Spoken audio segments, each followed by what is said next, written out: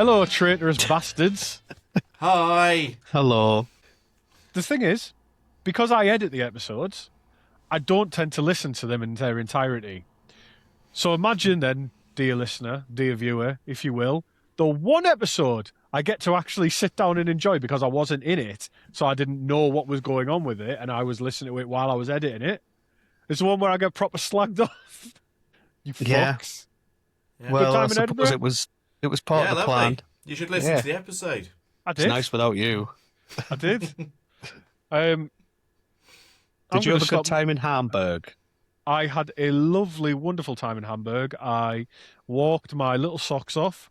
Then I kept my socks off by travelling south to a place called Geldern, where I went to a Tolkien festival called Tolkien Tag, which in German means Tolkien Days, where I dressed as a hobbit and walked around in the woods with no shoes on in very, very hot weather with loads of other people in amazing costumes. I drank lots of beer.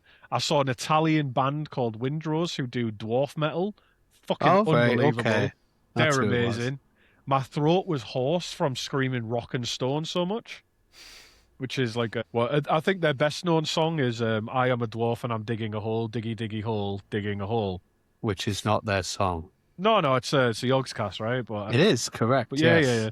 But for me, they are the ones. And Oh, that's It cool that you was- saw them. They're Oh, it actually was fantastic. they're quite big. I know them. yeah, well, they were they were a big pull for me because I love dwarf stuff, and obviously I'm a massive Tolkien fan. And prior to that, I'd actually been in the middle of nowhere in Northumberland at a place called the Black Hut, which is just a glamping pod out in the middle of nowhere, where there's a bathtub outside where I was having a bath while like cows were coming up to the fence and stuff. It was lovely and just stargazing. So, and then this weekend, this is the first time I'm talking to you guys for a while. Mm-hmm.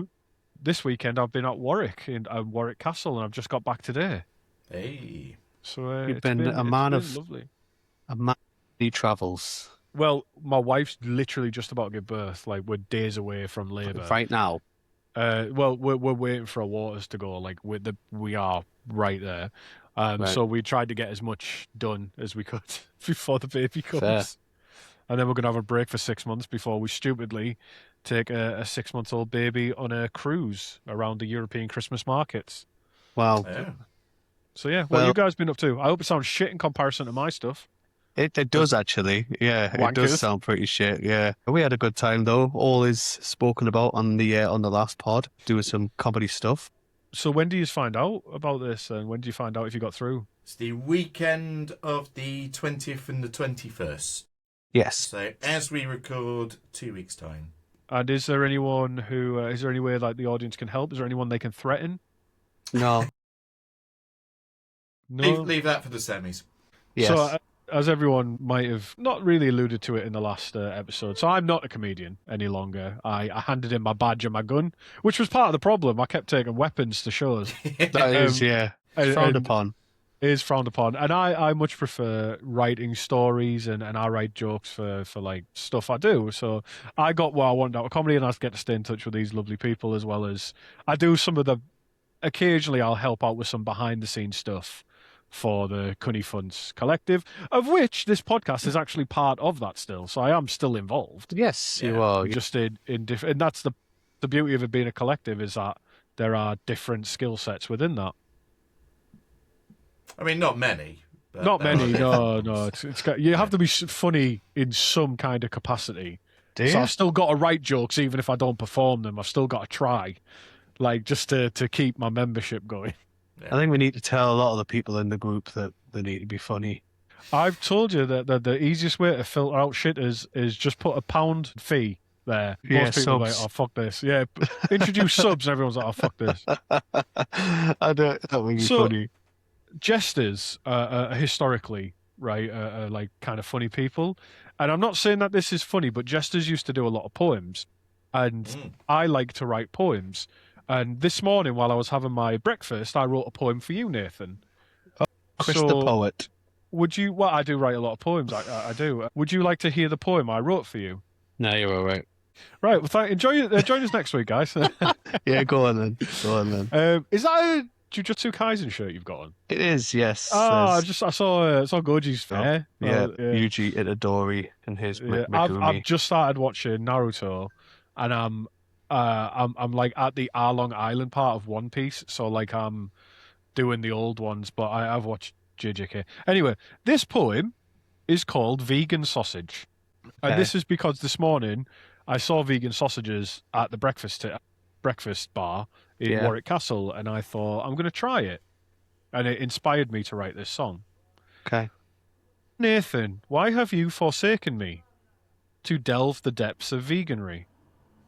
In Warwick Castle, ancient hold, a long fat tube I took a hold. I slid wrinkled skin between pursed lips My God. after I sniffed and licked and kissed the tip. The taste was strange, I will admit, crusty, musty, and a bit of grit. I swirled my tongue around the shaft and tasted this man-made eldritch craft. 1918 Germany was the birth of sausage sorcery. Friedenswurst, they called it then, peace sausage for starving men. As I opened my throat to it, I was robbed of thought and joy and wit. My feelings final on this food? It's not that bad if you're in the mood. Lovely. Very Yeah. beautiful. Very nice. I take I it back. enjoyed You that. are a comedian. And That was funny. thank you. I decided that everywhere I go that offers a breakfast now, I will try one vegan item. In lieu of that, I'll try the vegetarian option, toast, and report back. Melon for me. Yeah, well, Tomato. oh yeah. Anyway, if Beans. there's like I had beans as well. I did wonder. I was going to write about beans, but I was like, if I say beans, and he's like, oh, well, actually, like the beans are not free range or they're kept in sheds, I'd be like, oh, okay. The plight of the bean industry. Like, that's how people used to talk about cows. Check your fucking privilege. You're right, yeah. But no, that is my vow that everywhere I go now, I will try a vegan option and then let you know how it goes. So, if you're both through fucking around, shall we start the episode? Yeah, sure. Yeah. Yeah. Go on then. Welcome back to Think Tankards. This is a podcast where two comedians and the other one talk about different topics each week. Today, it's a Nathan episode. Nathan, what are we talking about? Hello. We are going to be talking about Oddworld Abe's Oddysee, or more like the Oddworld Inhabitants, the company that created this video game. But we'll go into Abe's Oddysee mostly, and then move on to what it is that they did. It is a old PS1 game, PlayStation 1. First off, must ask the chaps. Ian, do you Hi. know anything about this? You were more a Nintendo guy, aren't you, with your Zelda With t-shirt? my Nintendo 64 behind me. Yes. Yeah. It was one of those very cringy children for many reasons, but I also had a very distinct loyalty to a specific corporation, which looking back is terrible. But Things Ian and Chris Chan have in common. so for me and my brother, it was Nintendo all the way. It's like if we went round to a friend's house, okay, we'd play the Mega Drive. That's how old we are. Possibly not for Saturn. We wouldn't hang out with those people. No, you shouldn't. But PlayStation. So we never had a PlayStation, is what I'm Right. saying. NES, SNES, N64, GameCube. Amazing. The underrated. And then the Wii. But never owned a PlayStation, a PS2, an Xbox. It's Wow. like, what's Microsoft doing coming in onto our turf? As if I was an incredibly litigious Japanese corporation. But, yeah, so long story short, it's like, yeah, again, I will have played a PlayStation game or two over the years, but this particular franchise that I'm here to learn about today is because I'm going in completely cold. I Wow. have no idea what it is. I'm here to learn. You've never heard of it at all? Never heard of it before. Wow. It's the that's fifth crazy. best-selling PlayStation game of all time, Ian. As far as Certainly I'm is. aware, Bubsy's a bigger PlayStation deal Wow, no, than screw Wow. you. I don't Okay. want to hear any of Bubsy's quips during this at all. And I don't want to hear about Gex. I don't want to hear about Croc. I don't want to hear about any of these other phonies, I would okay? have listed all of those above whatever it is we're talking about today. That's terrible. Chris, please save us. Save So, us, please. until you tasked me with playing it, I had not played it since, I don't know, maybe 1999 or whatever, like a long friggin' time ago. As I alluded to in previous episode, there was a PlayStation 1 disc where it had various demos on it, and Yeah. Abe's Oddysee was one of them. And I played it on that, and I couldn't quite my little fat brain couldn't quite, as a fat kid, couldn't quite grasp how platformer games worked, because like my motor skills were still developing. So I gave it up as a bad job, right? I'd play things like Pandemonium, Amazing. Crash Bandicoot, Yep. and that was out on the PlayStation 1. I was never particularly loyal to a brand or anything like that, because I just took whatever I could get. But I did at various points, like my uncle, for example, would have the one of the consoles, and when he would move on to the next one, I'd get that. So Did he like, work for Nintendo? Did your uncle work for Nintendo? no, he didn't. That famous Unfortunately. Nintendo uncle. Yeah, Yeah, no. I thought it was him. Yeah. But yeah, I mean, behind me, you won't be able to see until the sun sets, unfortunately. But behind me, I've got an actual ocarina from the Ocarina of Time. That's on and I've got a book called How to Play All the Songs on it, like the Bolero Okay. of Fire and all that. So you'll see it in a couple of hours when the sun sets while we're recording. But that is behind me. You just can't see it at the moment because I don't have my arsehole out enough on camera to have purchased a ring light, so I just haven't seen the point in it yet. So my lighting situation's a little bit messed up. You know what? It's people take the piss out of like sex workers on the internet, but if you've ever tried to take a nice photo of your arsehole, that's when you truly realize how difficult of a job it really is, and you should commend these people. So on 'Cause the way back, yeah. so oh, wait, yeah. I mean, I've never thought about it like that, but I can't argue against that. You've just Yeah, come enough. back from Germany. Yeah, true. The trick is to catch it in between the squirts of diarrhea. But Is that Germany and What a- India? on the way back from Warwick today, when I was driving back, they were selling ring lights at the services, Yeah. and I was like, immediately. Fuck, I assume I must be a porn-addled mind. I was like, maybe if you're traveling, you want to make content in the toilet or something, you'll buy a ring camera. And then I was like, you disgusting human being, have your piss and get back in your car. Yeah. I would have just Were gone they- to like in Were they TikTok selling and them like dancing. next to selfie sticks and all? Oh, do you know what, Nathan? Yep, you're both exactly. You're both absolutely right. There's people doing TikTok. My brain just skipped over that. Wow. I've just realised now. Oh God, I think my face is actually burning a little bit. I not once in the 10 seconds or so of brain power I devoted to this as I walked past it, that never entered my brain once. My brain just went straight to adult content. That's Should be unbelievable. ashamed. You should be But- ashamed of yourself. Yeah, on that, for everyone who has come to expect this of me, just me, nobody's ever thought about this. There is no porn parodies I could find of this game either. There's a lot of Rule 34, which I sent to Nathan and Ian. I sent one, and Nathan is usually quite a stoic, reserved kind of comedian. Like you'll never kind of get. It's hard enough to get him to laugh at one of your jokes, but instead I went beyond that. I got the Super Saiyan 3. I got a bruh from him, Bruh. which I've never received before. It's because you posted it without understanding the context of it. And I asked. I am assuming that this picture is going to be what you're going to advertise the whole podcast with, like what you did with the weird photo of Robin Hood and that rabbit. Yeah.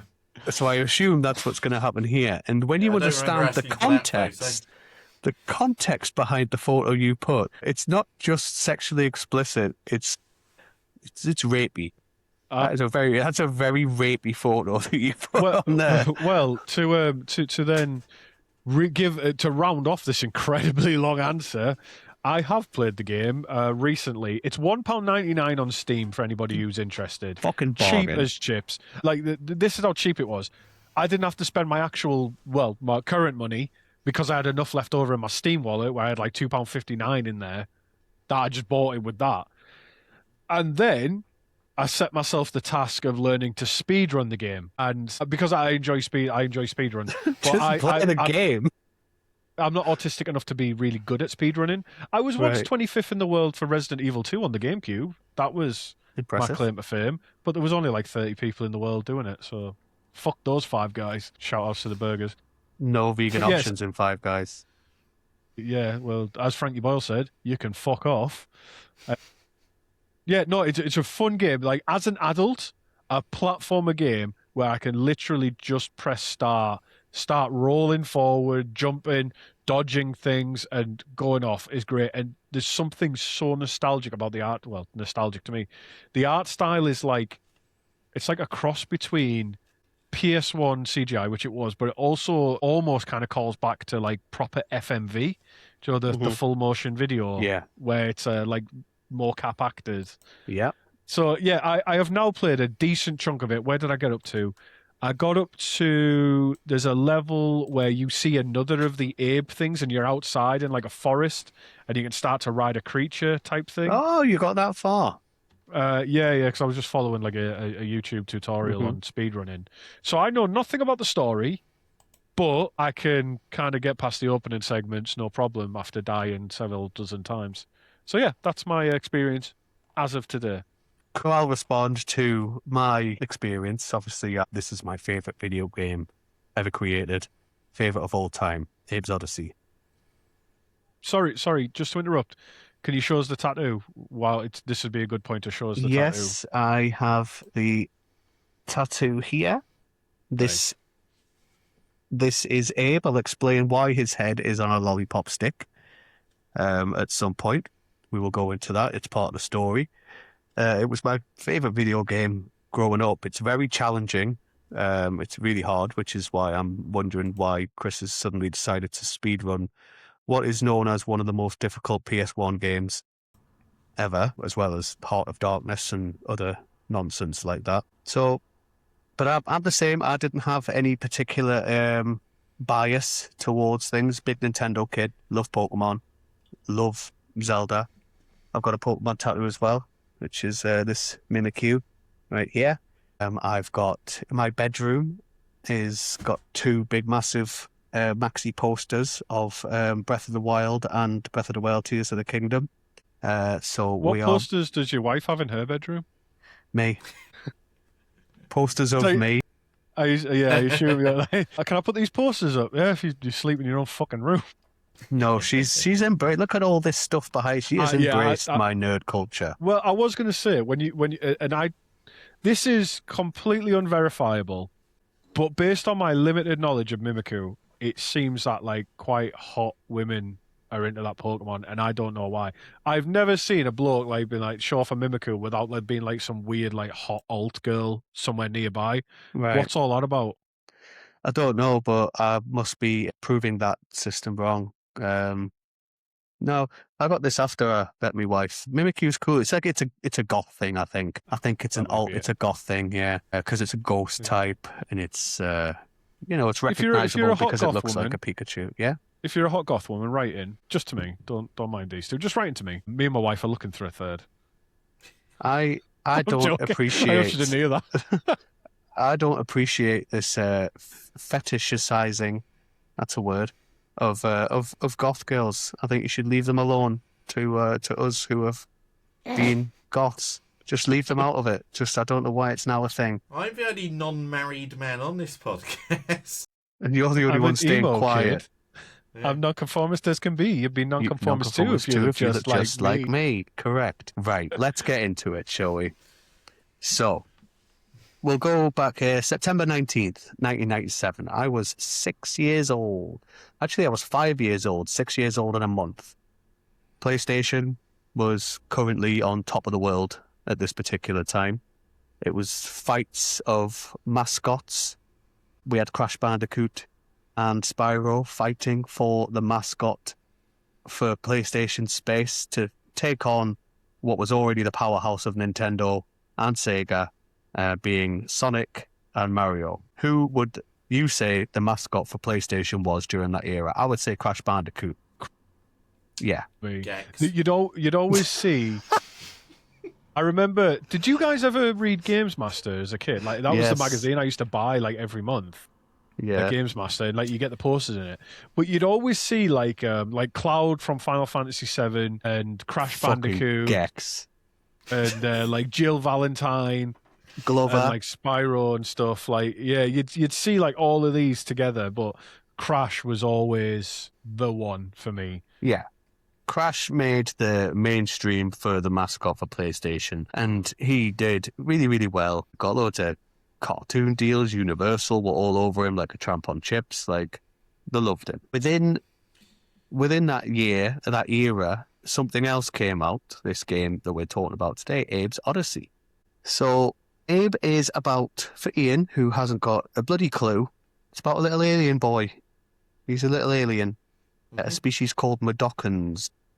And these Medokans are very frail, very passive, quite spiritual beings. And unfortunately, with what comes with being all three of those things, they are also incredibly oppressed. They have been enslaved. There is a huge company, a huge corporation that go by the name of Rupture Farms. Rupture Farms is a meat processing plant who hunt lots of wild animals all around the Oddworld world, which is what the world is that all of this is in. And Abe is a janitor there. So he is a blue alien-looking guy, and he likes to buff the floors. That's what he does. He's quite a happy guy. Doesn't mind his job, you know. He just does his thing. It's not even a job. He's a slave.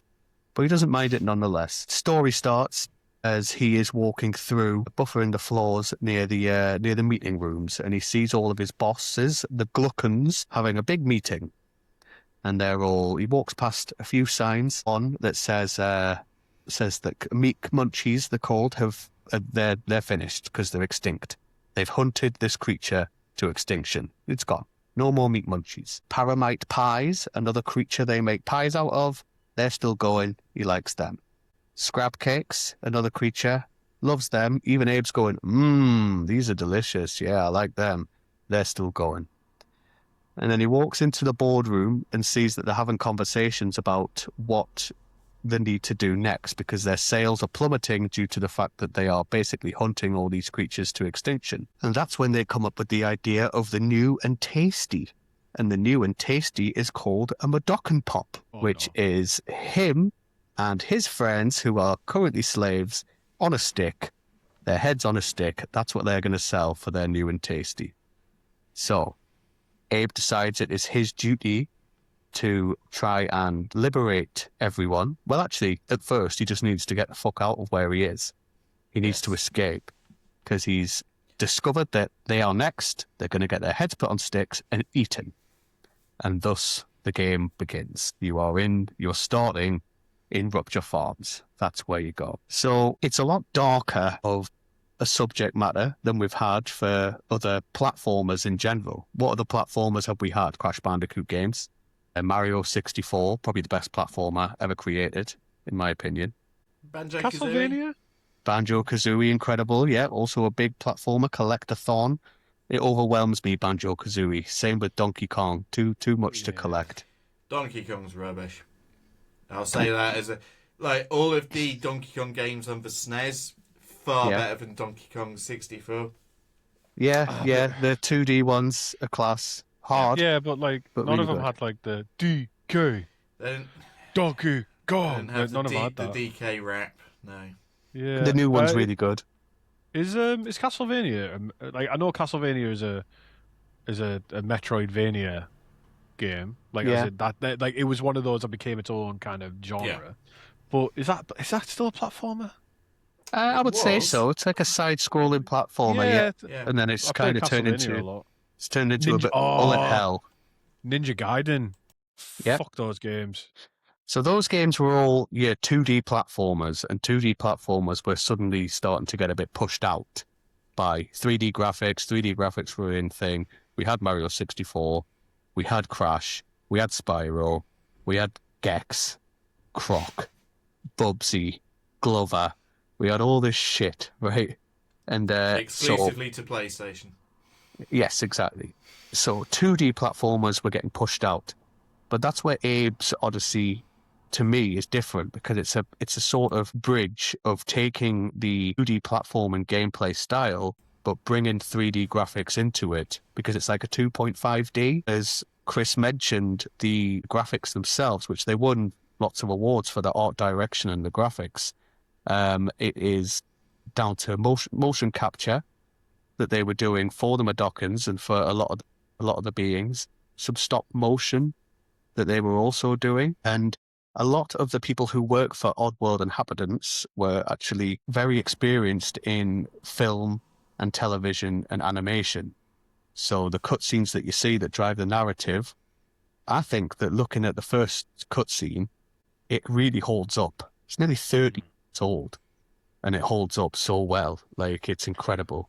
I think it's a great example of have like stylized over realism, like Yes. stylized art direction, especially for video games, always holds up better than trying to go realistic. Like let's go back to Ian's special interest that him and Chris Chan share of Nintendo, right? Wind Waker versus I don't know Twilight Princess, right? Like the two art styles. Like Wind Waker holds up better because it was never chasing anything like realistic or anything.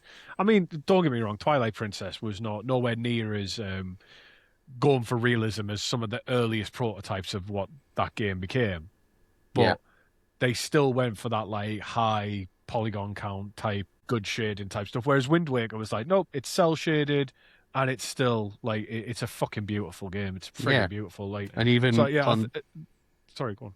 I was just going to say, even on Breath of the Wild, they went a bit further back to more stylized rather than making it graphically intense. It's a beautiful game still, just like Wind Waker is still a beautiful game, but it's the style that does it all. And I think it's the same with this. I mean, look at Yes. Minecraft, biggest selling game in the world, and the graphics are dog shit and will always be dog shit because they're supposed to be dog shit. And that's great. Yeah, it's really interesting. Like it's kind of like a bell curve, isn't it? It's like when it might be shifting now, but when I was younger, I was like, "Ooh, bright, colorful," you know. And then as you like get into like your teens and that, you're like, "Oh no, I want realistic graphics. I'm not playing that. It looks like shit." And now I'm like the others. I'm like I'm in my 30s, and I'm like I just want some good games, good gameplay. I'm like, "Ooh, shiny, bright, like Yeah. good art direction." Yes. So to understand Abe's Oddysee, first off, we'll start with the creator, a guy called Lorne Lanning. And he didn't come from traditional game development background when he first started doing this. Before founding Oddworld Inhabitants, he worked in visual effects, as we've just said, animation, and computer graphics.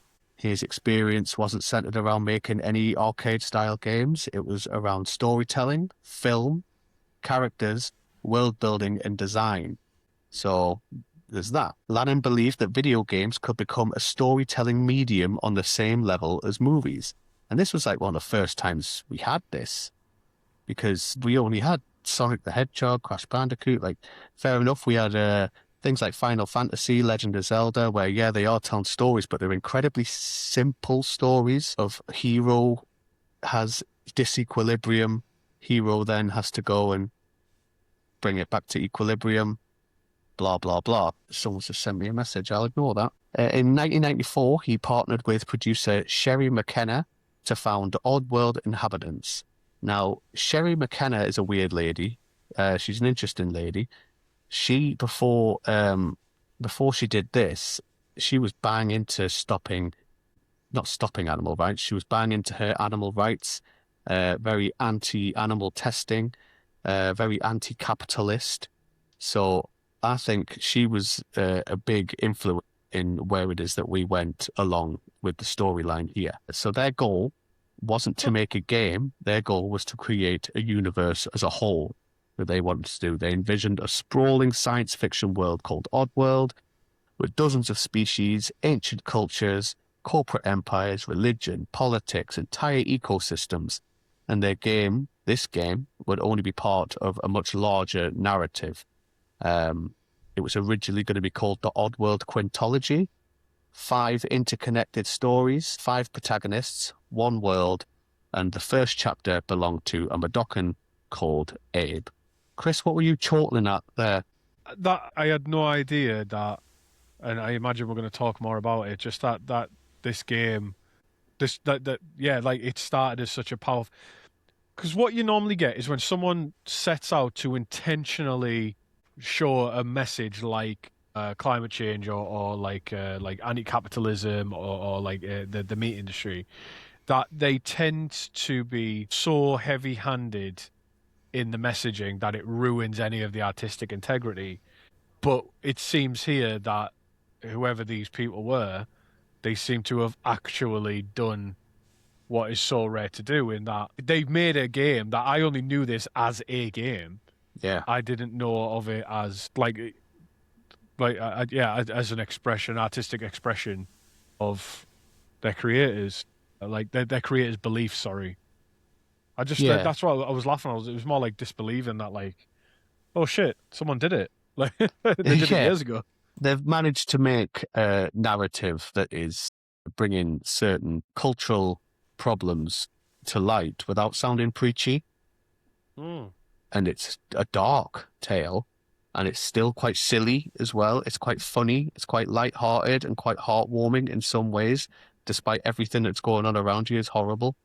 What I have found is I think that that works because what it is that they did was they created this world as the world is telling you the story. The story of Abe is just your very simple go from point A to point B, save these guys, be the savior, the end. But the overarching world building is what is really preaching to you. So you can capture it, that you can get it, or you can't. You can just let it go over your head if you want to. And that's what some people did. I remember Me included. years ago, Oddworld inhabitants posted a Facebook picture during Pride of their logo in a rainbow. And lots of people were complaining in the comments and saying, this has gone woke. What are you doing? Blah blah blah. I just remember looking at that and thinking, how can somebody play and be a fan of this game that is against oppression and segregation and everything, and then still just completely fucking miss the point? And like Abe's Oddysee has always been woke, so let's just start with that. I'm just trying. They want us to eat the gays. Well, They you want want to us eat to the eat the gays' ass. gays, eat the game of Dock and Pops. Like Chris's poem, you can do it like that. So, any questions first off? I've rambled a bit. I'm now wondering, Ian, I'm going to turn to you here. Is there any well-known Nintendo games that that are dark as fuck? And it turns out this is quite a trend in my life. So anybody who knows me, who listens to this, is going to think, "Oh, there he goes again." It was only maybe 2 years ago someone pointed out to me just how many gay relationships there are in media that I've just said, "Oh, they're good friends." Like, it turns out I'm like really not good at spotting this stuff. Someone was like, I was like, oh, the Interview with a Vampire is like a really good book. I used to read it loads as a kid. They were like, all right, so like, what do you think about their relationship? I was like, yeah, they're great friends. Like, it's weird that they had that falling out when he left him though. And they were like, what do you mean friends? I was like, what do you mean? They were like, they adopted a kid together. I was like, yeah, just two friends. Like, they're just two friends. Just two Anyway, and bros. then like, you're laughing, right? You're laughing.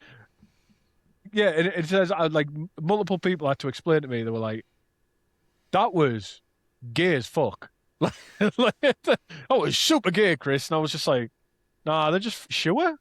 Are they not just friends?" Like, and this happens, and there's been ones where it's been like just like two women, and I've just been like, "Oh yeah, cool." So I've got this trend of being completely oblivious. So my question to Ian Mm.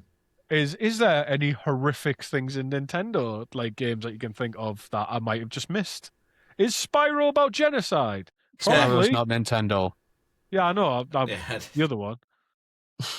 I think the thing with Nintendo is it very purposefully tried to keep its range of games to be as accessible as possible for children. So there were very few, certainly platformers, that would have gone into the realms of being something quite dark. They'd have the occasional, and this isn't a platformer, but they'd have something like GoldenEye or Perfect Dark, Hmm. which were very acclaimed games, but they'd be a rarity in that they'd be like 15 rated. Like, my mum to this day regrets buying us GoldenEye because she thought we were underage, and we were underage, but you know, we're not going to turn into psychotic killers for playing GoldenEye. That was for something completely different. That was for Mortal Kombat. It was the beatings, the cruel and The unusual beatings, punishments. yeah. So you wouldn't actually find a lot of violent games on the N64, say at the time. Carmageddon. Sorry? Carmageddon. Sure. And there was the odd like Mortal Kombat game on there, but that's just because it's more kind of an established franchise. Yeah, multi-platform, wasn't the blood it? like? Yeah. The blood was like purple as well, wasn't it? Like they changed the color of the blood in Mortal Something Kombat. weird. There was a platformer called Shadow Man or something like that. Yes. Oh, that's been remade. That's So I fucking think I'd say that was probably as dark as it got in terms of platform games for Nintendo. But I mean, yeah, platformers, that was very much the domain of Mario and Yoshi and Yeah. and that malarkey, Banjo. Nintendo's own IP didn't really tend to get a bit more grown up until with the GameCube you finally got a version of Metroid, which then there was never a Metroid game on the N64, but it came back with a bang with the GameCube for Metroid Prime. Yeah. Oh, fair enough. Have you played the new Metroid Prime? No, you don't have a Switch too, do you? No, it's very good.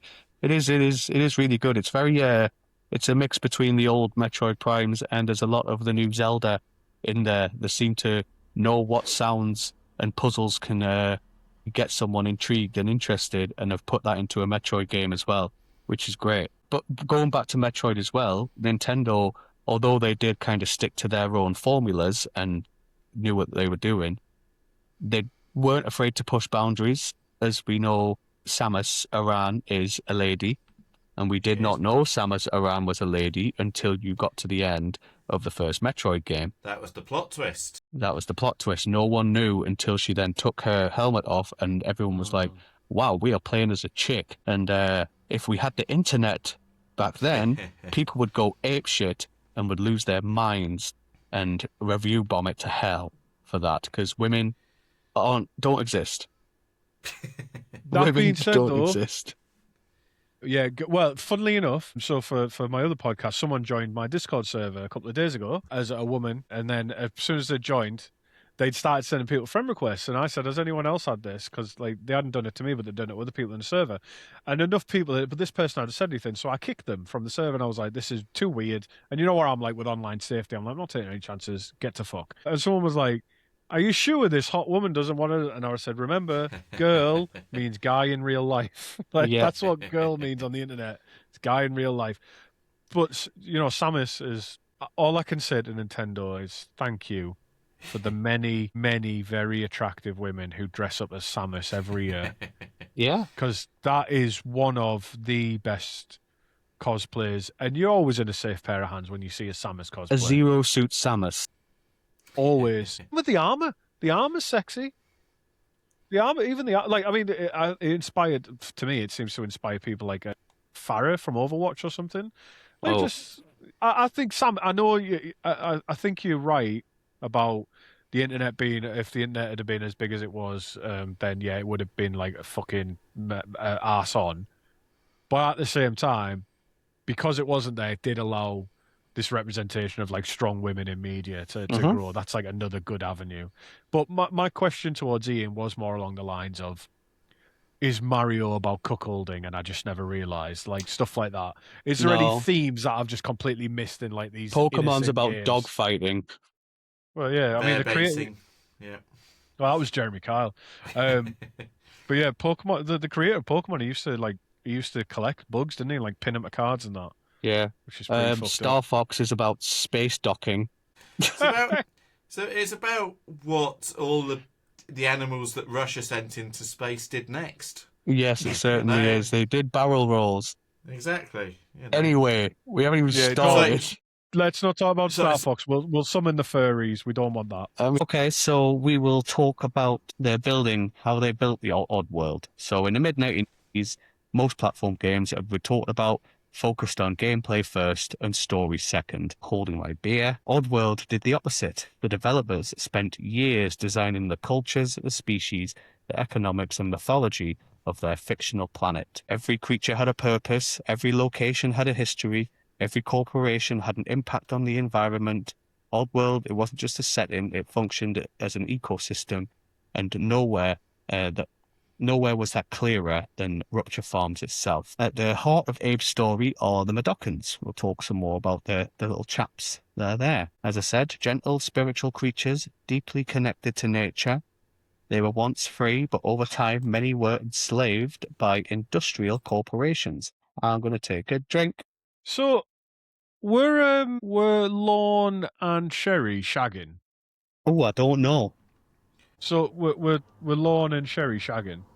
I have no idea. So they moved in together, you said?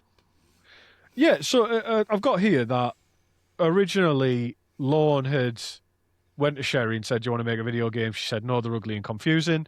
He then came back with $3.5 million, and they moved from Hollywood to San Luis Obispo, Right. which is a city in California, apparently. Um, so yeah, I don't know. It seems a bit weird that if they weren't like, why would you move? Even in the 90s, why would you move house with your business partner? It's $3.5 million. I'd shag Ian Yeah, for $3.5 million. I'd shag him for free. I'd just monetize the footage.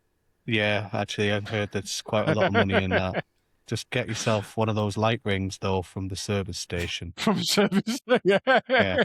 Have a selfie Sir, stick. sir, And would a you like to pick it up after you come out of the toilet? Nope. On Nope. the way in. I As I don't. come in. I don't know if they were shagging. I really don't know. I don't think it might be relevant. Well, no, but as well, I mean, sorry to go on a tangent, and I'm sorry that every episode I bring this up, and I do apologize. However, I'm trying not to draw parallels to Tolkien here. Hmm. So, like, Tolkien invented entire languages and then told his stories as an expression of those languages. Like, he invented the world and the languages, then the stories were just a way for that to play together. Whereas it seems like they've done something quite similar here. Like, they made an entire world with ecosystems and all of that, and then happened to set a video game in it. Yeah. What I'm hoping beyond hope that this universe is still massive and strong and big, and there's other media, and it's still alive today, and it's not going to end really sadly, and all this effort was wasted. That's my hope. No spoilers. Right. Well, I'm glad that you hope that because I like a little world building rather than just bring out some shitty game and then over and done with. But I'll go into talking more about the creatures once again. So we talked about the Dockins. Were once free, enslaved by industrial corporations. Corporations are controlled by the Gluckans, who are greedy corporate executives transformed into alien monsters. The Gluckans, Chris would have seen them through art and things like that and through playing the game. They're they've always got a cigar hanging out the mouth. They're very caricature, and they've got no arms, or they appear to have no arms. And it's kind of like a big triangle suit where they are always in a business suit. They are basically Donald Trump if he was an alien monster with no arms. But they value profits over everything, over employees, ethics, nature. So basically just your bog standard corporation, especially a meat industry one. Nothing matters except the bottom line. To maintain control, they employ sligs, which are cybernetically enhanced security guards armed with weapons and mechanical. There's creatures that inhabit the wilderness, paramites, which are like spiders. They're predators, and they do coordinated hunting. Scrabs, which are in the scrab cakes, which are massively territorial beasts, huge things, dominate the deserts. And Elam, which is a nice little loyal mount that becomes Abe's companion during his journey. He's a nice guy. We like him. But all those creatures make the world feel a lot more alive because they have their own particular places and particular personality traits and what it is that they can do around the area and why they exist. Any questions on those chaps? Do you have any pictures up, Ian? Can you see pictures? I've got the Wikipedia page up, so it's got the odd screenshots. Just trying to type any of this shit on the fly, Ian. I So don't envy you. I can see the Elam, for example, Yes, he's nice. and then Moloch the Sorry, my Gluckin question and just his slig observing the plummeting profits, which would very much go into. Finding out someone's having their head in a stick, yes. so because I was trying to speedrun all this, I didn't pay much attention to any of the cutscenes or anything. Mm-hmm. The Gluckins, does all of this happen on Oddworld? Yes. None of this is like extraterrestrial. Like Nope. they're not like. It's all like different species on the same planet. Yes. Yes, it is, yeah. A bit like Middle Earth. It's all happening in the same bit. Unless there's some into space travel during Middle Earth that I don't know anything about. I'm not gonna get into that here. I'm just gonna say probably don't make any more comparisons to Tolkien unless I bring it up. You disgusting fucking amateur. I just thought I'd bring it to a point where you could understand. It's the only franchise you Even understand. try. Right. Don't try. No, I'm just Okay. kidding. It's like Balamori. Everything's happening in Balamori. Okay? Right. Thank you. That makes sense. Yeah. Love that. Right. Got the tune in my head now. Everyone from Balamori is in their own ecosystem and they all serve a purpose within the wider grasp of Balamori, much as the way that all of these creatures serve a purpose within the wider grasp of Oddworld and Rupture Farms. Yeah, I find that quite interesting in itself because when you have something that's like a bit sci-fi and a bit like this, it's very rare that the other isn't like an extraterrestrial threat, or like somewhere from outside. Like so to have it sci-fi or like the sci-fi aesthetic, and still have it to be like species on the same planet it's quite unusual. The more I learn about this, the more I'm fascinated by it. You should play it. I have, well, yeah, Play it properly. maybe play it properly, maybe. Play it properly. So I've we'll just go been rolling forward past everything. Yes, that's not cool. When you sent me the screenshot, you were literally running past the sleeping slave, and I thought he's doing it wrong. He's doing it wrong. What's he doing? So, which brings us into the mechanics of the game. I want to talk more about the mechanics because we are nearly an hour in and we've barely spoke about anything to do with the actual game. So the mechanics of it all, there was lots of innovative things that they were doing. One of them mainly was game speak, is what they called it. Game speak. So the lassie, what's her name again? His mate, the one that he moved away with, not Lorne Lanning. Sherry? Sherry Baby. I completely forgot her name. Sherry McKenna? Sherry McKenna. She famously said that she thinks that communication can solve anything. So a very important part of this game is communication, or they called it game speak. You would, on the controller, you would press certain buttons, R1, R2, 1, L2, and then press triangle, square, circle, things like that together in order to communicate with other Madokans. Very, very famous sayings of these games being, hello, follow me, okay. So you would speak to the Madokans, say hello, then they would say hello, follow me, okay. And that's how you would lead them around into the different areas to do different things. You could say wait, you could say lots of different things by just pressing the buttons, and that's how you would basically traverse the different puzzles that you were faced with in different ways. It was one of the first games that really brought that to light, being able to control your people through speaking as well as doing different things. Yeah, game speak is what they called it. Ian, go. Yes. So looking at more pictures of Abe, the protagonist, when we're talking about speaking, it does look as though he's got his mouth stitched shut. It does. Just here. Right. Just here. Uh-huh. Yeah, the Madokans themselves were, as we say, oppressed and abused and tortured by the Gluckans. That is a form of punishment for certain things that have happened. In later games, being Abe's Exodus, there's a lot of Madokans who work in the mines to bring this new drink called Soulstorm, and they are blind. They have had their eyes ripped out. It's pretty dark. So Abe, he has these things on him to suppress him from potentially reaching some sort of power, which you don't actually learn anything about until much later on. There's also like when you're playing the game, there's signs that are really horrible. There's and ones that funny. say like "Don't talk on shift" and stuff like that with like a face. I think it had like its mouth stitched together. Yeah, But then there's also a sign that says "Remember, if you escape, we'll kill everyone on this floor," something yeah, like that. yeah. Which is just Which is the world God, building because you yeah. can. Another mechanic of the game is its morality feature. It was a very, very early game to have a morality feature included. You can go through the game and not save anyone. You can go through the game and avoid all the Madokans just because it does make it a hell of a lot easier to just fucking skip through them and get out and do your thing. However, that gives you a bad ending. You can get good endings, you can get medium endings, blah, blah, blah. But yeah, and the world building of that, the sign on the door that says if you leave, we will kill everyone, that is an in-game way of saying you cannot come back to this level.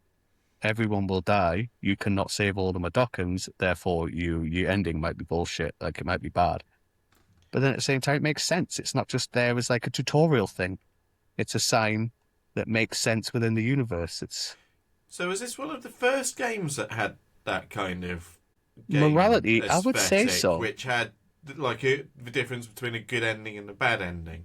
There was Silent Hill and Silent. Was it the original one? Or was it two that started to introduce the When did multiple Silent Hill endings? come out?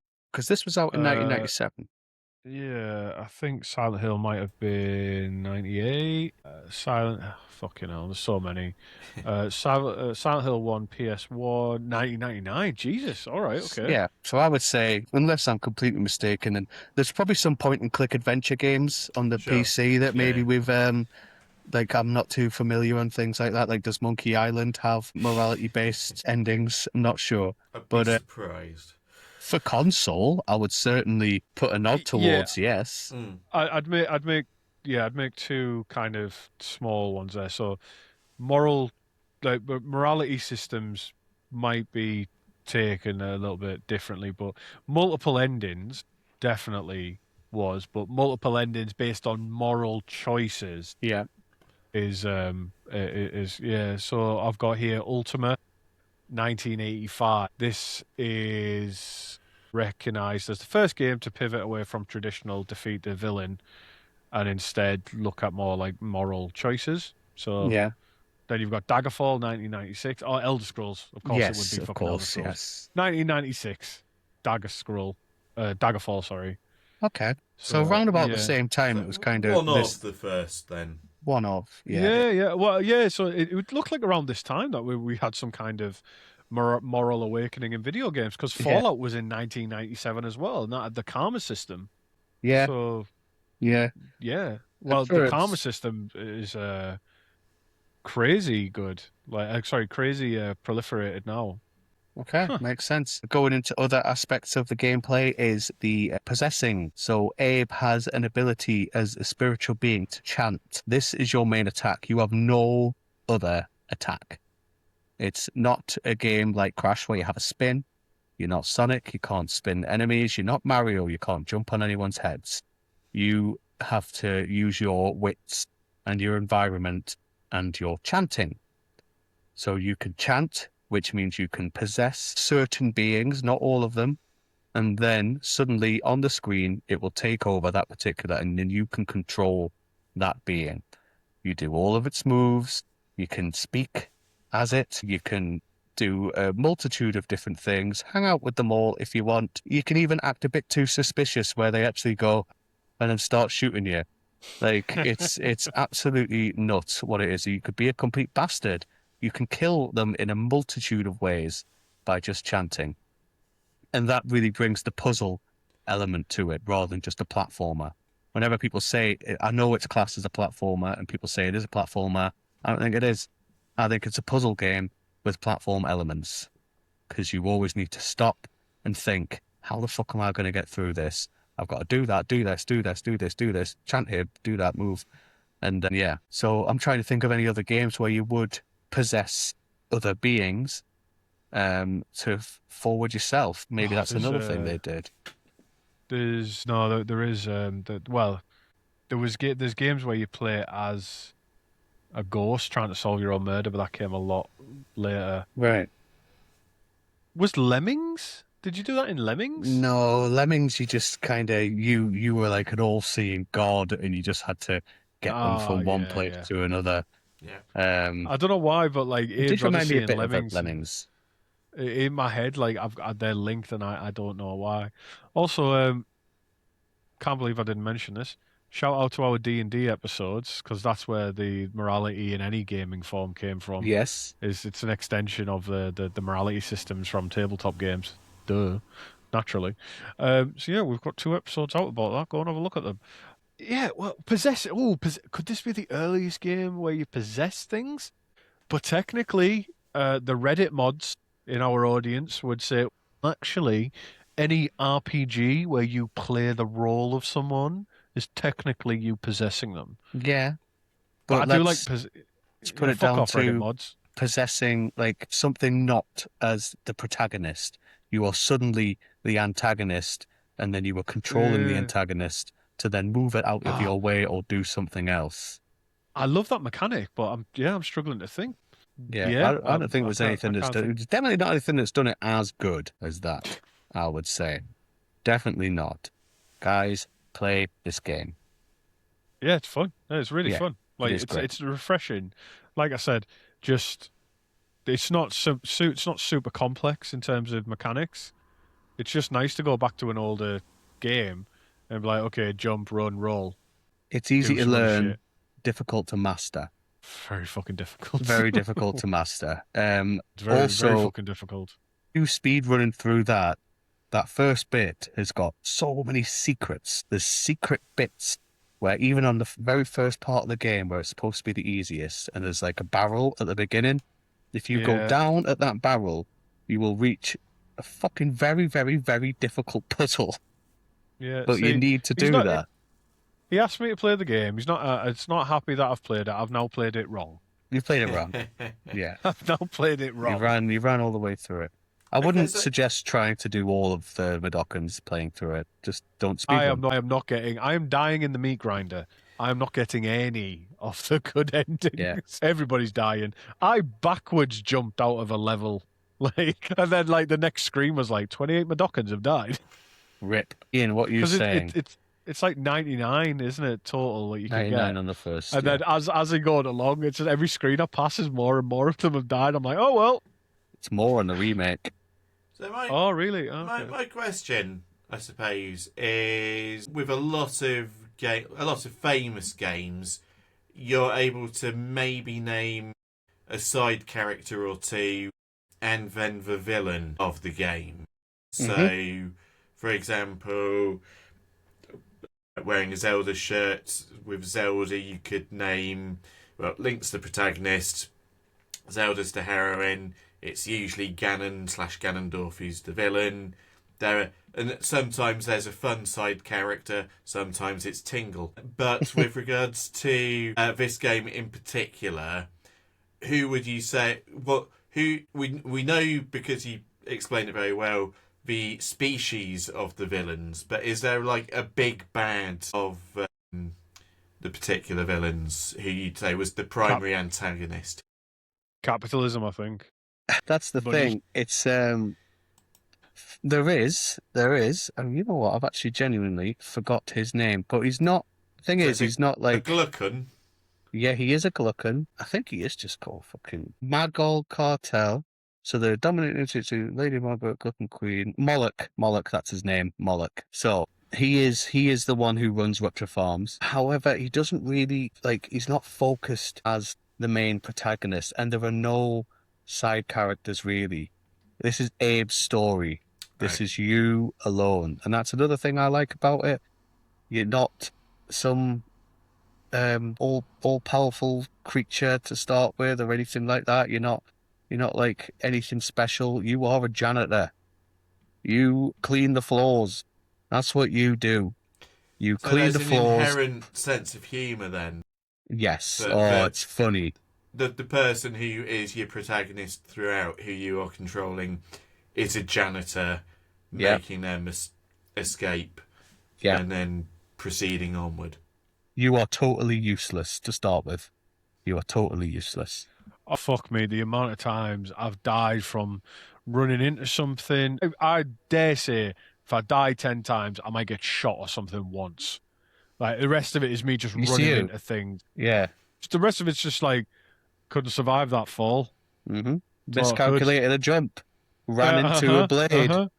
Yeah, like, oh, Timed how something did wrong. how did the health and safety sign off on this bottomless pit that's everywhere? No, they didn't. No, they're terrible. They really are. But So, going yeah. further into that, like story-wise, it does get a little bit more. Like Abe does get a little bit stronger. So past the point that Chris has got to, you end up escaping Rupture Farms. Say you saved all the Dockins or you don't. You escape Rupture Farms, and that is basically the end of the first level. First 2 levels. Because you escape, you're in a scrapyard, you need to escape that. At the point of escaping that, Abe then looks up at the moon, which is, he's not outside a lot. He's never really seen the outside world. And he looks up at the moon and he suddenly realizes that the moon has an imprint that is the exact shape of his hand, which I actually have a hand-painted image of the exact moment that Abe looks at the moon, if anyone who is watching on video and can see. So That's amazing. this is hand-painted by a very good friend of mine, and he knows how much I love it. It was a housewarming present very long time ago. Oh. And so he looks up at that, and that's when he starts to realize that he can't just escape. It might possibly be his destiny to do something about this. So he puts his hand up at the moon, and as he's doing that, he forgets that the cliff that he's standing on is incredibly crumbly, and then falls and gets knocked out. That's when he gets picked up by a guy that we call, or Abe calls, Big Face, because he is a Madokan that has a big mask on. That's probably the closest to a supporting character that we're going to get. He's like a shaman, and he says, Abe, it is the Madokan's destiny and your destiny to anyone who does these trials to gain the power of what we call a Shryuken. Not the Shoryuken, but not like that.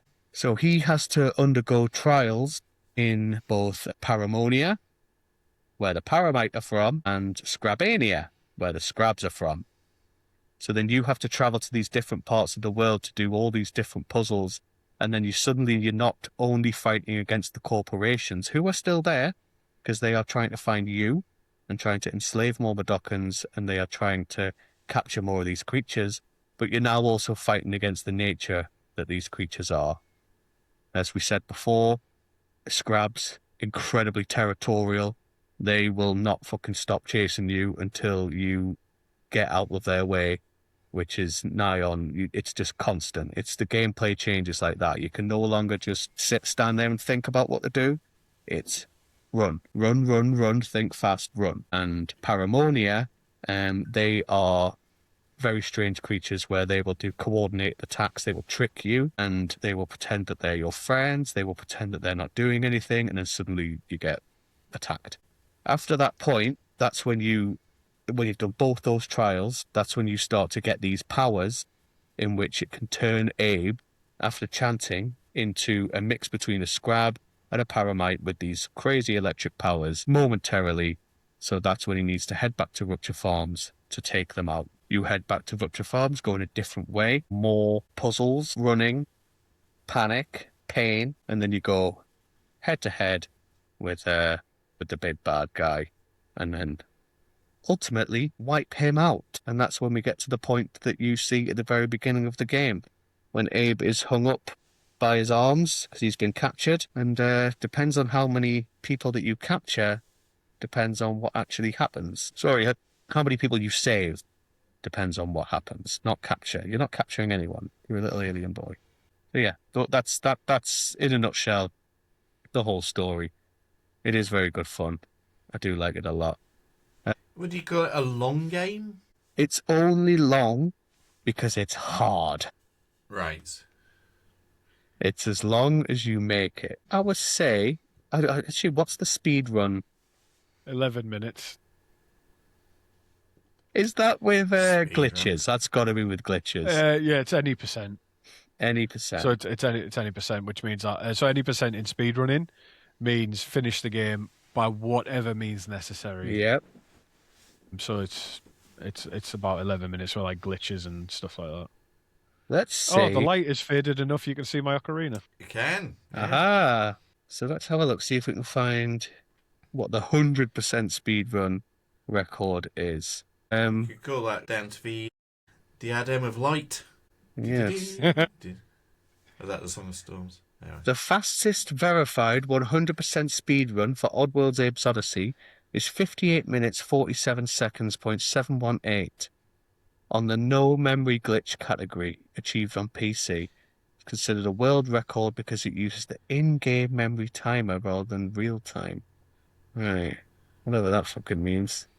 So in-game timer. So when you're doing speedrunners, sometimes games keep a timer of what they use and how long you take to complete it. Mhm. In-game timer means that you're relying on at the end the game will show you how long it took you to complete it. Gotcha. You use that in-game timer so that it pauses often when it's loading and stuff like that. Versus a real timer is where you'd have a bit of software running on your computer that times everything and it can differ sometimes. Right. So, it's often preferred to use in-game time, Okay. That's good to know. but some games don't offer it. Gotcha. So it took me and my mate the first time that we completed it 100%, which was when I was 18, even though I played this for a longer. It's hard. It's so fucking hard, Ian. It took us weeks. And that's when I started smoking properly. Right. Just genuinely, he used to smoke. And we would take turns after we'd be like, I'm fucking sick of this. And then I'd grab the controller. And that's when I'd said, like, give me one of them. And me and him just used to smoke rollies and play Abe. And we eventually 100%ed it. It was a fucking great day. That 4 in the morning, I think it was. It was very late. But yeah, it's not too long if you just want to breeze through it. So what was after Abe's Odyssey? Yes, was it a franchise? Yes. It was a franchise, and it was Abe's Odyssey was so well received. They sold like fucking 1.6 million or something like that in very quick succession. But the original plan for the quintology was called Munch's Odyssey was going to be next. Munch's Odyssey, a brand new character. But the publisher, GT Interactive, said, no, we want more Abe. People like Abe. They love it. He could be the new Gex. He could be the new Gex. He could make all sorts of weird references that no one understands constantly, like Gex does. Fuck that game. Shit, I hate that game so bad. I've never even played it. It's just winding you up. It's quite funny. You should play it. It's terrible. It's really bad, even worse now.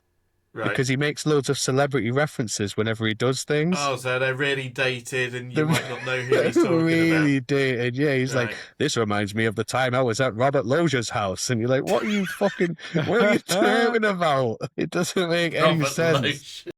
It's stupid. It's Mr. really President, I'd like to know what you think you're doing. I'm an airman, Bill. I belong in the skies. We'll do a full episode about Gex at some point. Oh, good. We will not. It's terrible. But no, Munch's Odyssey didn't happen. They actually brought out Abe's Exodus after that, which was much of the same gameplay mechanics, some differences. But they didn't want to do that. That game got rushed out in 9 months through pressure.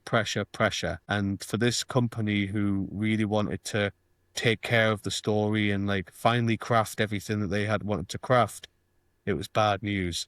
It was like a rapid sequel. October 17th, 1998, that was brought out. So while Abe's Odyssey took years and years to make, this was made in 9 months using the same engine. It's remarkably, it came out as a fantastic game. Many fans consider it equal to the original, but it disrupted the long-term roadmap that Oddworld inhabitants wanted. The carefully planned quintology had already drifted on Game 2 from its original version. It wasn't what it should have been. Story-wise, it was, but gameplay, it was much of the same. It's great. It's hard, again, but yeah. After that, we had Munch's Odyssey finally was launching, November 2001, part of the original Xbox's showcase. So we've gone to Xbox now. Xbox exclusive? No, I think at first it was, and it's come out on different things. in town. It was the reason I had an Xbox. There was a new Oddworld game out, so I was excited as a kid, and I wanted an Xbox. So it introduces Munch, the last surviving Gabbit, which is he was like a weird fish creature. He couldn't walk, he would swim really, really well. However, when you got off on land, this was like 3D platform and full on now, by the way. They moved away from 2D. And you navigated around the world in a wheelchair. Yeah. And you were fast as out in a wheelchair. First proper wheelchair protagonist representation in Munch and Munch's Oddysee. And it was the same thing, yeah. The Gluckans being dickheads and multiple corporations being dickheads, hunting them into extinction. They used to sell, because he was a fish, caviar, which was his eggs. The last can of caviar, of Gabbit caviar, was being sold at auction for like millions and millions and millions and millions. And it was his plan, along with Abe, who featured in this, not supposed to happen, but the world loves Abe. They had to go try and capture this last can of caviar to try and save his species as a whole. So that's what that was. Okay. Fourth game was Stranger's Wrath. Stranger's Wrath was fucking great. It came out on January 25th, 2005. It is a first-person shooter, which was bizarre. It was a very interesting first-person shooter. Has anyone played BioShock? Yes. Yeah. Okay, cool. BioShock in the way that you can change your different plasmids to do different things and whatnot. That's exactly what Stranger's Wrath was before BioShock did it. Okay. Yeah, so he would have different ammo, which his ammo were all these little tiny weird creatures that you would find around Oddworld, and they would do different things, set different traps and things like that. Unfortunately, this is when Oddworld was involved with EA. Now, EA are a bunch of bastards, and there was a bit of a falling out about Stranger's Wrath, because they didn't want it to be as it was. They didn't want it to be like the part Western, part science fiction adventure, third-person action game, first person. They said it was too much. They didn't like it. No one would understand it. Critics loved it. They praised it very highly. Players loved it. They only sold 600,000 copies. This is Lorne Lanning publicly blamed Electronic Arts. According to Lanning, EA provided little meaningful marketing support. He argued the game entered the market with no advertising campaign behind it whatsoever, and he described the situation as a form of sabotage. Whether or not one agrees with that assessment, I think it was, by the way that they do things. My personal opinion, I think that they probably sabotaged the game. Don't really know why EA would do that. But there was a bit of a falling out after that between EA and Oddworld, and Oddworld eventually managed to get out of their contract and then disintegrated in 2000s, just stopped making games. So this game that, for all intents and purposes, failed, was this the fourth game that was a shooter? This is the fourth game, but it was also a shooter. Yeah. So they went 2D platformer, 3D platformer, first-person shooter. So the quintilogy did not transpire? Nope. They stopped after they had a big falling out with EA and completely stopped.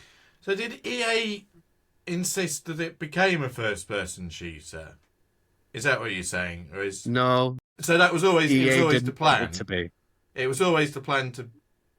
It's just they didn't promote it properly. Yeah, they didn't promote it. They didn't do any marketing or anything like that. They didn't want anything to do with it for whatever reason. Lorne Lanning is very secretive about it all, really. We don't know too much information as to what happened.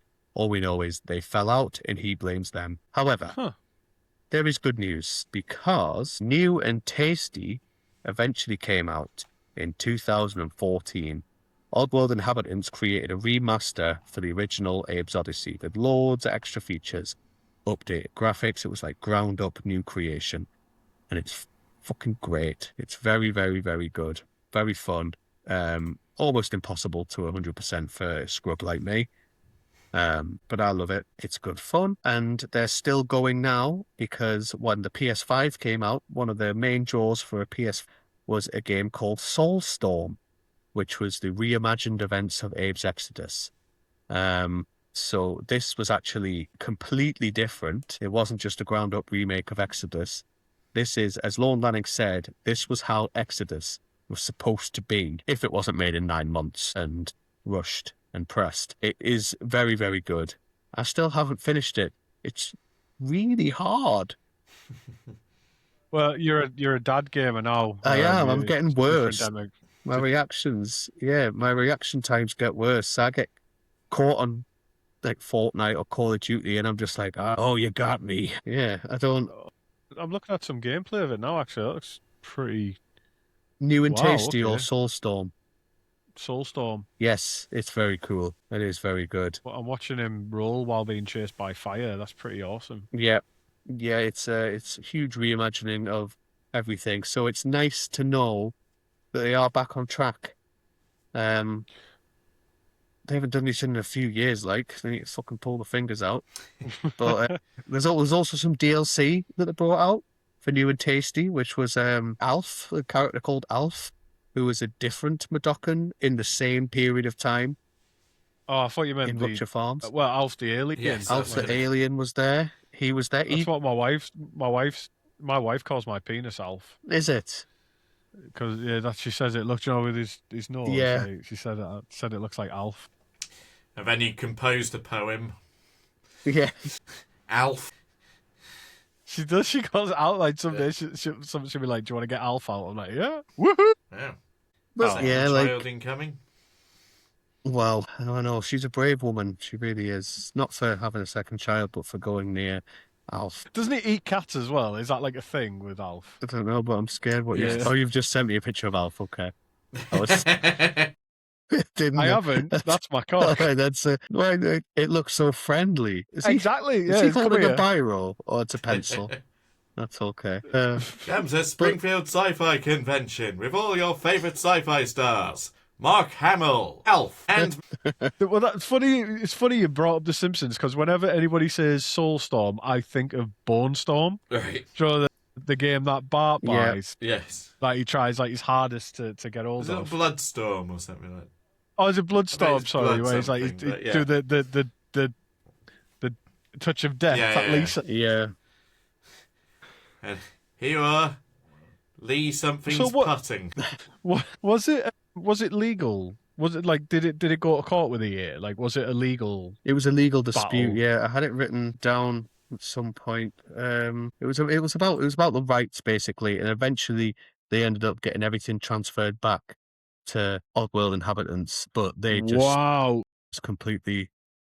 I mean, not to make a snap decision or snap judgment, but you know that EA must have been well and truly in the fucking wrong if them with all the money in the world were like, okay, it's probably best to just let this go because like EA will flog anything, Yeah. right? They'll flog it to death. Yeah, they were given And an they'll milk it ultimatum. dry. They were given an That is their ultimatum of some sort. reputation. Yeah. Yeah, which is good. It's a good thing that they managed to let go because they would have been another company that have just been dead in the water. A lot like going back to Banjo-Kazooie, a lot of Rareware. Yeah. Oh. And stuff like that. It's mad. It makes me sad that Rare has gone the way it's gone. Ian, have you ever played a game called Grabbed by the Ghoulies? I have. Well, I did I'm go not to a just grammar talking school, about- Nathan, so inevitably. Yeah, I'm not just talking about me and you on the Flixbus. I'm on about the video game Grabbed by the It was fun Ghoulies. introducing David to that, wasn't it? It was. Yeah. Oh, it's I've great. not played Rareware's Grabbed by the Ghoulies, no. It was one of the last Rareware games to. Well, I Oh, think it's by that wonderful. point they'd defected from Nintendo to Xbox. They had, yes. So correct. It was I a- would not play it out of principle. Or not For having an God's Xbox. sake. I didn't have an Xbox either. Well, also, what year are we talking? Because I basically stopped being a gamer around the time I went to university. So, Let's have a look. because I know they made a Banjo-Kazooie sequel for the Xbox. 2003. Okay, well, okay. In which case, I just didn't have an Xbox at the time. But Fair. I think, as far as I remember, they did a Banjo-Kazooie sequel called Nuts and Bolts. Yes, yeah. And then that's the last I heard of them. Yeah. Wasn't it Banjo Tooie after that as well? No, but Banjo-Tooie was still on the N64. Ah, right. But then they also did, and if this goes to a question I was going to ask Nathan, but Rare also did, as well as the early Donkey Kong game, so Donkey Kong Country. For the Mhm. N64, they'd also done GoldenEye and Perfect Dark. Yes. And another game which, as we were talking about platformers Jet Force Gemini? not being particularly adult, what is the most adult platformer ever? Conker's Bad Conker's Fur Day. Bad Fur Day. What a game. Yeah. Yeah, we were I singing. am the great mighty Pooh, and I'm going to hurl my shit at you. A huge supply of tish comes from my chocolate starfish. How about some scat, you little twat? A wonderful boss fight with that song playing. We were Yeah. singing that That on was the a beautiful metro. rendition. View. That's probably the darkest Nintendo 64 It's platformer to dark in ever a different exist. way. It's stupid. It's Yeah, more gross out rather than it is yeah. And a remake Shadow Man. on the So original Xbox to that. the question kind of going on for that, because so we're just talking about the various string to rares bow, which went from platformers with Nintendo IP to shooters to games that Diddy Kong Racing, the Yes. the greatest racing game. It's good. Hard. That, yeah, but so Rare kind of went into various different types of game. Was Oddworld just this franchise specifically? Yeah. That studio, Just this franchise specifically, and they just went completely quiet for years. right? For years and years. So Yeah. it's just the games. Like there was no books. They wanted to do a film. They wanted to do books. They wanted to do films. They wanted to spread across all different types of media. Yeah, there was a film that was. I'm going to have a look for the name of it. It's called Citizen something. Citizen So like, Siege. It was called, and yeah. it was a science fiction thriller. It includes CG animated stuff with Lorne Lanning was writing. And it was all about the world of Oddworld and things like that. But that also was going to happen when everything went tits up and quiet. But they're coming back, man, and it's nice. The good thing that they did was they're on all platforms basically. Mm. Odyssey wasn't an exclusive for PlayStation; it was on PC as well. But now Apparently, there it's was a everywhere. Game Boy version as well, according to the Wikipedia. Yes, it wasn't very Okay. good. We don't talk about that. Yeah. I'm guessing it didn't really have the capacity at that stage. No, it was a shameful port. Sure. I have a Miu Mini, which is like a Raspberry Pi little game console that can play PS1 games. So I only use that for Oddworld Apes Odyssey. On the go, I'm trying to do a 100% playthrough on a screen about fucking 2x2, and it is hard. Hurrah! Yeah, 2x2, hurrah. So, But yeah, Apes, I've just put a screenshot in our group chat of the Game Boy version of Abe's Odyssey. yeah. That is That's dire. interesting. That is dire. That's that's not. the Game Boy. Yeah. Yeah, that's not the Yeah. same thing, is it? No. That's just someone capitalizing on a franchise. Damn, dog. But yeah, the legacy of the game in general, I genuinely think it paved the way for storytelling, environmental storytelling for not just games like Metal Gear Solid and stuff like that. They did it all before. They did a lot of corporation greed and consumerism and things like that, and like bioterrorism and stuff. But it was very serious. It was all extremely Mm. serious. In a way, there is some very stupid stuff in Metal Gear Solid, very silly things, but it takes itself very But seriously. not with the kind of Earthworm Jim style of humour. No, exactly. Whereas Abe's Odyssey, it was able to bring a darker, sort of meaningful tone, but also keep things lighthearted enough so a teenager could play and learn and enjoy and do things like that. And that's why it tickles my fancy so much. Mm. Um, it challenged the idea that heroes needed violence in order to be able to do that. You don't need to be strong and attack and do all these things. You don't need to be incredibly strong. Abe succeeds because he helps people, not because he kills them. And it remains one of the game's most radical ideas that through the power of communication and the power of planning and sneaking and just being careful, that he managed to overcome such a dangerous organization. Cool shit, man. You guys should play it. I've said it many times. You have. Give it a play. Well, no, but remember, Ian, you got to play it the right way. Play it the right way. Don't just rush through it like some fucking epileptic hamster.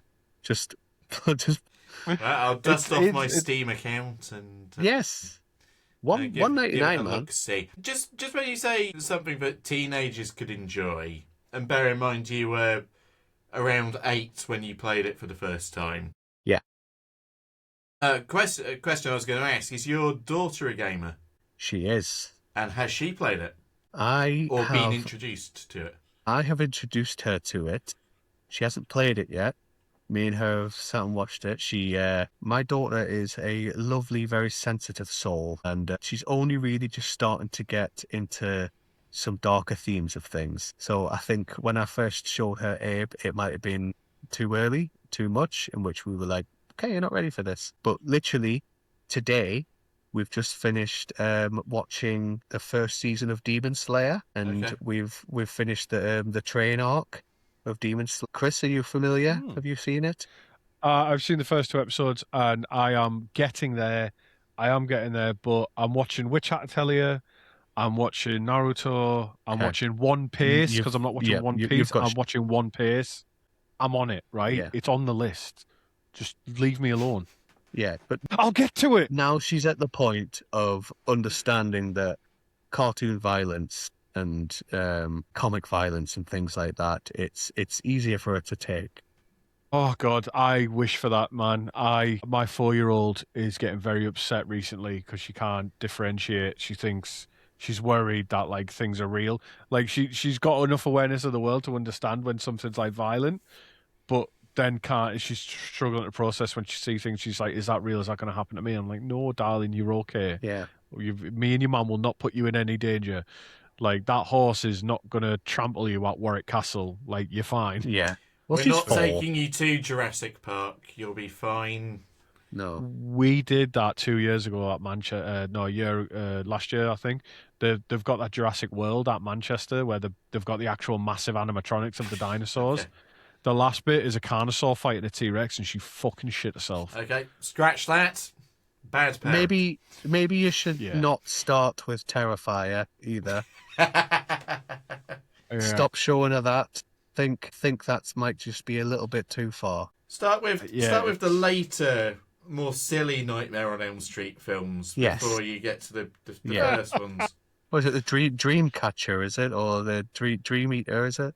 There's Dream Warriors is number 3. Is that the one I'm thinking of? Yeah. The Dream Child is probably is number 5. Dream Child's one of the sillier. Yeah. But no, the one to start off with, if you would start a child off with Nightmare on Elm Street, for any parents out there looking for advice, start them off with number 6, which is The Final Nightmare. That's the one that's got the Freddy Power Glove and the cameo from Johnny Depp with this is your brain on drugs. Roseanne Barr.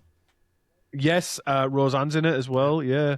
So if you are going to start your kids off with Nightmare on Elm Street, do what I did. Do The Final Nightmare. Or do Freddy versus Jason.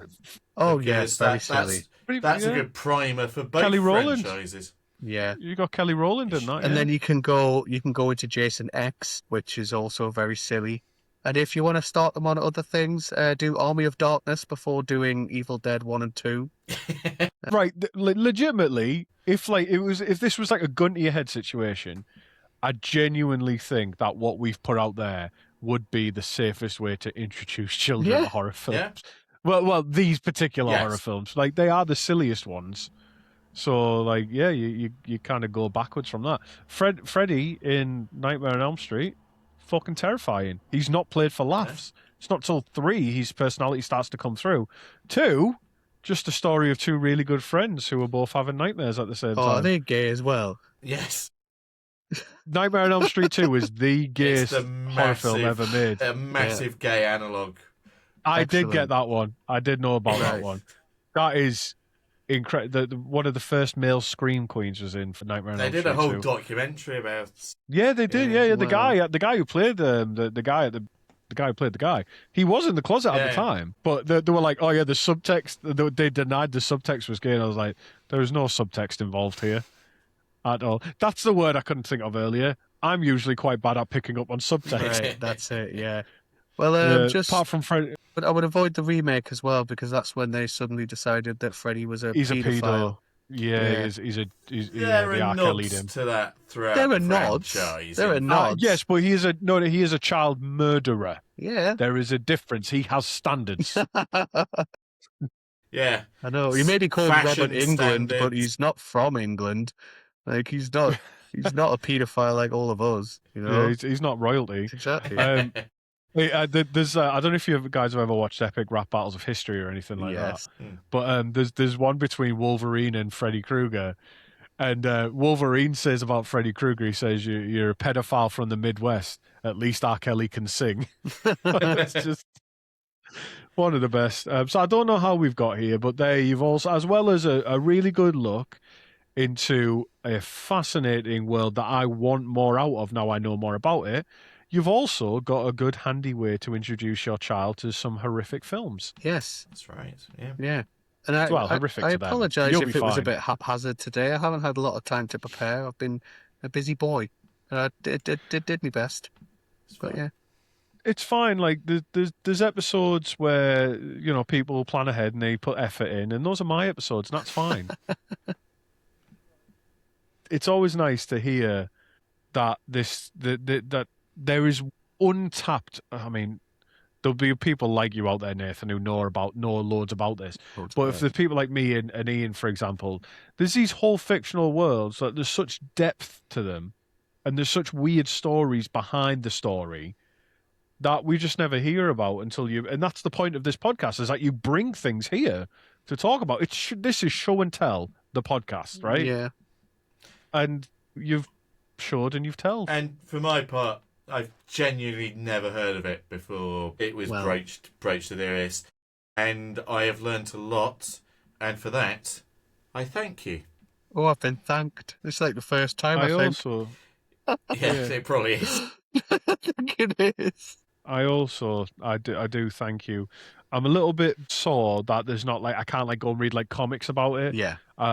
Because talking about kids, I've recently so when I was in Germany, I got my kid the Hobbit graphic novel. Yes, and we've been I reading saw that that. together because I was reading the book, but now I'm reading the graphic novel. So Oddworld would have been a lovely one to show her, pictures and stuff. So I'm a little bit bitter that this world hasn't been fully realized as it should be, but I will play the games at a normal speed now that I don't have the pressure of the podcast. And try and absorb some of the world through that. Hopefully it will be realised in the future because they are coming back. They're doing their thing on their own with less pressure. Yeah, that'd be nice. But I still think if anybody knows about this, or I'm going to go and do some research after this, I think anybody who plays video games or is aware of the industry, what must have had to happen that they said to EA, give us all of our stuff back and hand over all the legal rights to it, and they went, okay. Yeah, we'll have to figure that out. What that is if you ever work for a big company and you have a dispute with them, that you have had to have seen someone pretty high up fucking someone who's pretty much not their wife or husband to then get things like that scot-free. The only thing I can think of is if EA genuinely didn't give a shit about it and really didn't feel that they could monetize it in any way. Therefore, just it's honestly not worth it. So we'll just give it back. But I don't think it was, because by 2012, this was the fifth top-selling PlayStation game of all time. It sold was it 30 million units or 13 million? I remember seeing a 3. It sold a lot of units over its lifetime, that the IP itself would have been... even making a soulless remake would have brought them a bag because of how many people... I posted on our Instagram story the other day that the disc cover... and then the PlayStation 1 startup sound, and it was just its ultimate nostalgia bit. Right. So for EA to hand all that back. And luckily enough, the remake and the remaster was not soulless. Put a really good job in. They came up with a company called Just Add Water.